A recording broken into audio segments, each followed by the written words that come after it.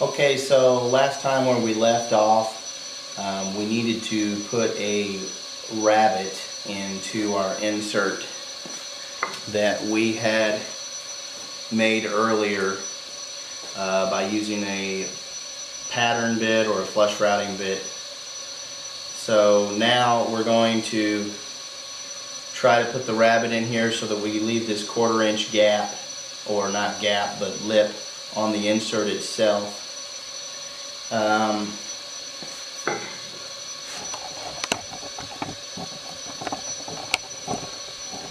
So as you can see here, I've got the rabbeting bit set up in the router table. Sorry, almost said table saw. And I'm going to take little bits at a time on this because this router bit will grab pretty good. So we're again wanting to run it into the bearing, but if you try to take too much depth at one time, it's going to be really hard to manipulate. So I've set it just barely above the table for now. I'll run it around and then I'll just start incrementally moving the bit up until I'm to the depth I want.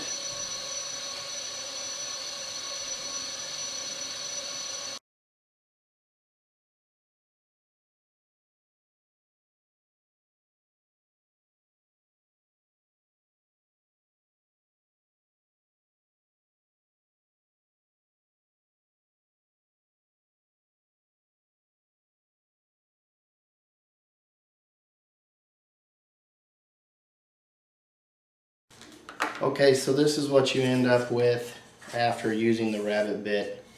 We've now got that 1/4 inch lip all the way around to sit in the Craftsman Table Saw. And the blade will be running up through here. We're going to have to come to these ends and widen that rabbet out a little bit, just on the ends, so we can get it to fit down in. And I'll be coming up with a good idea to do that. In my mind it's a chisel, but I may think through it a little bit here. I will say, when routing this on a table, go very small increments at a time. One, for your safety. Two, I was experiencing a lot of tear out as I was doing this. So I had to start taking smaller increments as far as the depth of the cut. That way it didn't tear it out. So more passes the better. I know we all want to save time, but on this deal I got lucky that I experienced my tear out before I got to my final dimension.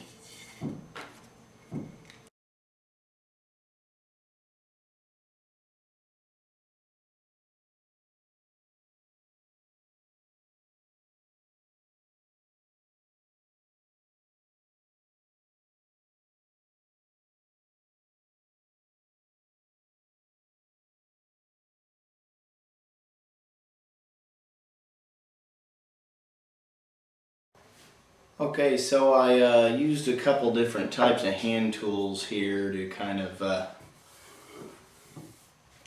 precisely fit this.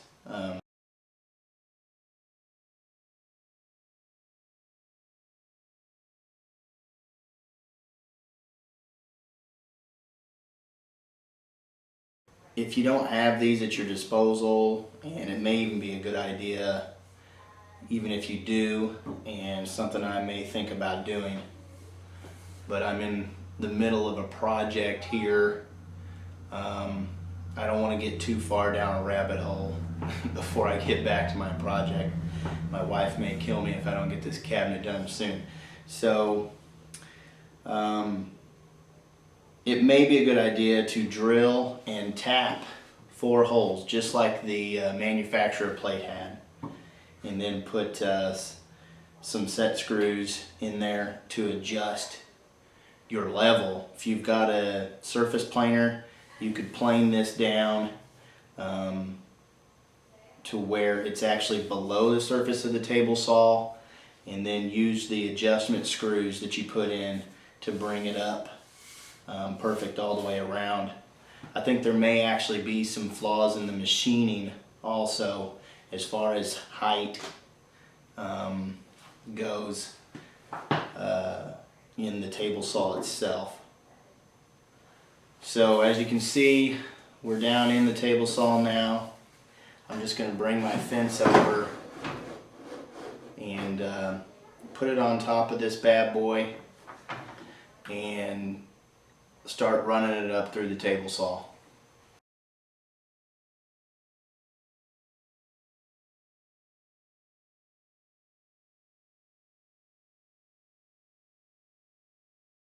Okay, so we now have a 1/2 inch dado zero clearance right here. What I'm going to do is hopefully in the future